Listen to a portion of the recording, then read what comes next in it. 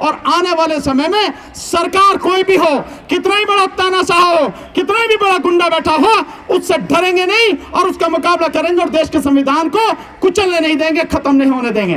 तो मोदी बेईमानी करके और अपने गुलाम चुनाव आयोग को, राजीव कुमार को बनाकर और जिस तरह से वो देश के साथ गद्दारी कर रहे हैं, संविधान को कुचल रहे हैं, कल दिल्ली का इलेक्शन ऐसे नहीं जीत लिया जाएगा, तब क्या करोगे तुम?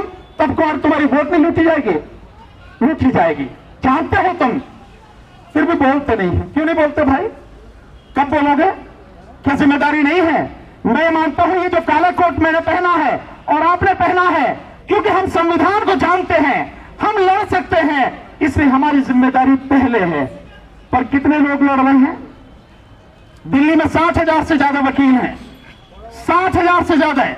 इसमें से आधे बीजेपी के होंगे, मान लो, मैं जानता हूं कि आधे नहीं है, और फिर भी मैं मान लेता हूं कि आधे बीजेपी के होंगे, और भी निकाल लो और भी 10-20 हजार होंगे। 10,000 वकील तो ऐसे होंगे कि जो बीजेपी से नहीं और जो चाहते होंगे कि संविधान के हिसाब से काम चले, कानून के हिसाब से काम चले, होंगे नहीं होंगे। लेकिन 10,000 में से कितने लोग सड़क पर आते हैं? जब संविधान की हत्या की जाती है, जब संविधान को पैरों तले कुचला जाता है, और वो व्यक्ति जो कह रहा है कि हम साल भर देश में संविधान दिवस मनाएंगे, बाबा साहब डॉक्टर अम्बेडकर का बनाया हुआ संविधान और 75 सालों के पूरे साल मनाएंगे, वही आदमी बड़ी बेशर्मी से इस देश के संविधान को कुचल रहा है। हम सब चुप बैठे हैं और आप चुप बैठोगे तो साथियों, आप अपनी बर्बादी, अपने जो बच्चे हैं उनकी बर्बादी के जिम्मेदार आप ही होगी, कोई दूसरा नहीं होगा। मैं बता रहा हूं आपको इस बात के लिए। तो संविधान दिवस जब आज हम मना रहे हैं, हमारी जिम्मेदारी है और हमें यह सोच के जाना चाहिए, मान के जाना चाहिए कि हम वकील होते हुए अपनी जिम्मेदारी को निभाएंगे और आने वाले समय में सरकार कोई भी हो, कितना ही बड़ा तानाशाह हो, कितना भी बड़ा गुंडा बैठा हो, उससे डरेंगे नहीं और उसका मुकाबला करेंगे और देश के संविधान को कुचलने नहीं देंगे, खत्म नहीं होने देंगे। तब तो इसका कोई मतलब है, अन्यथा कोई मतलब नहीं है। साथियों, हमारी आंखों के सामने अभी मैं आपको 2-4 आंकड़े बता रहा हूं, आपको इससे पता लग जाएगी किस कदर बेईमानी हो रही है, किस कदर बेईमानी की जा रही है और बड़ी बेशर्मी और धड़ल्ले से की जा रही है। यहां आके संविधान को कुचल रहा, हम सब चुप बैठे हैं यार, सारे के सारे चुप बैठे हैं। 20 तारीख को महाराष्ट्र में जिस दिन चुनाव हुआ, उस चुनाव के बाद में इलेक्शन कमीशन ने जो डाटा दिया, उसने कहा 58.22% वोट पड़ा है। 58.22%, ये 5 बजे का आंकड़ा है, 20 तारीख का। और वही चुनाव आयोग रात को 11:30 बजे आंकड़े जारी करता है, वो कहता है कि 65.83% वोट पड़ा है। 65.83%, 6% वोट बढ़ गया। और वही 21 तारीख को आंकड़े जारी करता है इलेक्शन कमीशन, नहीं, वहां का जो मुख्यमंत्री के अंडर में जो सूचना विभाग है, वो वहां पे आंकड़े जारी करता है, जिसका कोई मतलब नहीं है। वो कहता है कि 1.03% वोट और बढ़ गया, यानी कुल मिला के 7.83% वोट बढ़ा दिया। और जब वोटों में कंक्लूड करते हैं इसको, तो आता है 75,97,000 वोट, यानी लगभग 76 लाख वोट है महाराष्ट्र में बढ़ाई गई, जिसकी वजह से 101 सीट जीते बीजेपी और एनडीए जो 101 सीट ज्यादा जीतकर आए हैं। आपको नहीं लगता? कांग्रेस पार्टी के गुरदीप सप्पल हैं, गुरदीप सप्पल ने एक बड़ा मजेदार आंकड़ा दिया। गुरदीप सप्पल कहते हैं कि नांदेड़ जहां पे उपचुनाव हो रहा है, उस उपचुनाव में जो लोकसभा है, लोकसभा में कांग्रेस पार्टी जीती है, उसको 5,86,000 वोटें मिली हैं। और उसी लोकसभा में जो 6 विधानसभाएं आती हैं, उन 6 की 6 विधानसभा में बीजेपी और एनडीए जीता है। बड़ी अजीब सी बात है, इस देश का वोटर इतना समझदार, इतना चालाक हो गया कि जिस समय एक ही समय जब वोट डाला है, विधानसभा में दे रहा है तो बीजेपी और एनडीए को दे रहा, और लोकसभा में दे रहा तो कांग्रेस को दे रहा। आ रही को समझ में बात? मुझे तो नहीं लगता कि ऐसा कोई चालाक, ऐसा कोई शातिर व्यक्ति होगा जो इस तरह की वोटिंग पैटर्न पे ध्यान देता होगा। नहीं हुआ। तो लोकसभा जीत रही है नांदेड़ में कांग्रेस, और विधानसभा जीत रहे हैं बीजेपी और एनडीए। और यही 2024 के चुनाव में तिरुपति में हुआ, वहां पे भी यही हुआ।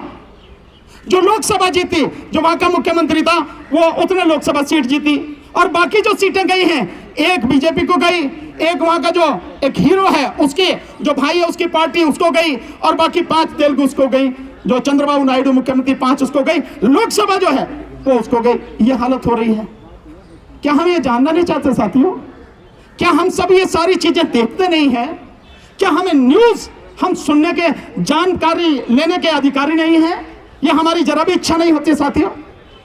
मेरा आपसे यही कहना है साथियों, देश बहुत गंभीर स्थिति से गुजर रहा है, और मैं इस मंच से खुलेआम कहता हूं, इस देश में कुछ जो लोग हैं, संगठन है, उनका एक माफिया बन गया है, ग्रुप बन गया है, एक सिंडिकेट बन गया है। इस सिंडिकेट में कौन कौन शामिल है?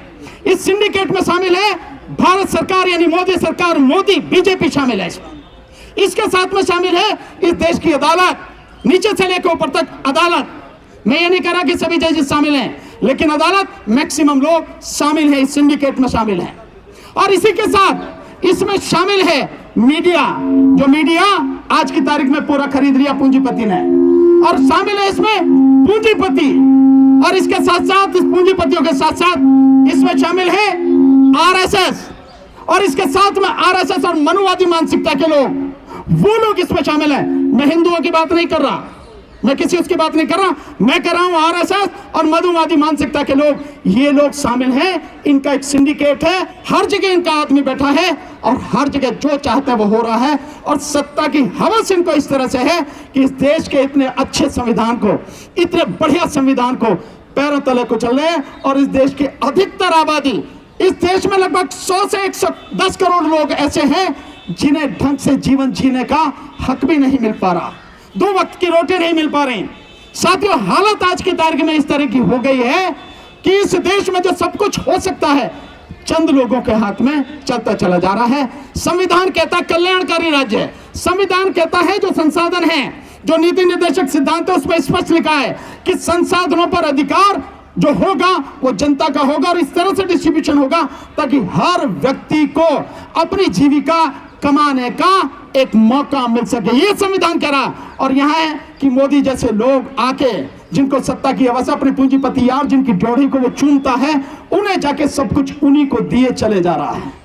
1% लोगों के पास में 73% संपत्ति इस देश की है। क्या संविधान का हनन नहीं हो रहा? क्या संविधान को कुचला नहीं जा रहा? साथियों, ये बहुत सी चीजें हैं जो लगातार हो रही हैं। ऐसे हरियाणा में हुआ।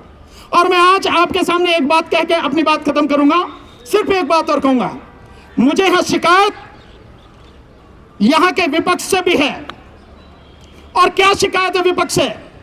2024 के लोकसभा चुनाव में जितनी व्यापक गड़बड़ी हुई, इस देश के 3 बड़ी एजेंसियों ने, जिसमें दवायर, आप देखते होंगे दवायर, उसने वोट फॉर डेमोक्रेसी, उसने, और एडीआर जो लेकर लगातार सुप्रीम कोर्ट में पिटीशन डालते हैं, लड़ते रहते हैं, इन तीनों ने मिलकर बताया कि कितने व्यापक पैमाने पर धांधली हुई।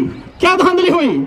धांधली हुई 4,65,46,884 वोटें बढ़ाई इलेक्शन कमीशन ने, जिसकी वजह से 79 सीटें जीतकर बीजेपी आई। 79 कम कर दीजिए, बीजेपी 160-61 पर सिमट जाती है, सरकार नहीं बनने दी। और यही बताया कि 542 सीटों पर जिन पर चुनाव हुआ, उनमें से केवल 4 सीटें ऐसी थी जिन पर जितनी वोटें पड़ी उतनी ही वोटें निकली।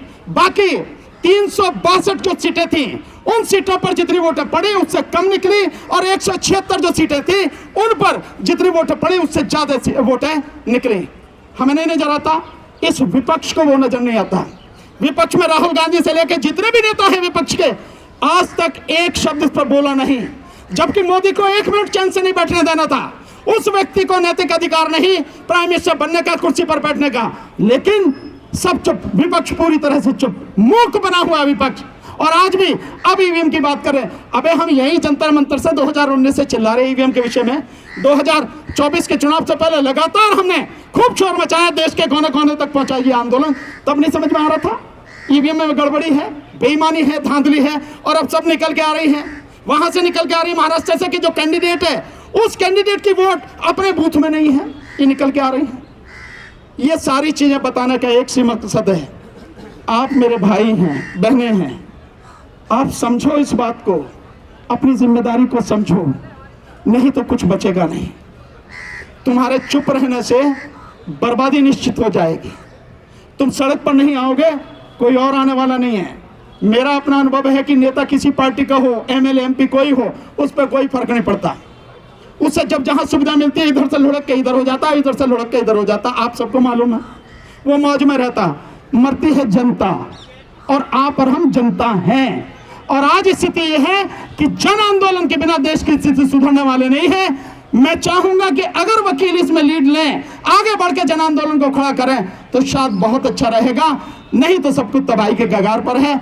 एक बार आपको इस संविधान दिवस की बहुत बहुत बधाई, धन्यवाद।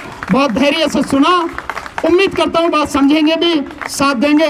बहुत बहुत शुक्रिया। जय भीम, नमो बुद्धाय, आदाब, सत श्री अकाल, नमस्कार।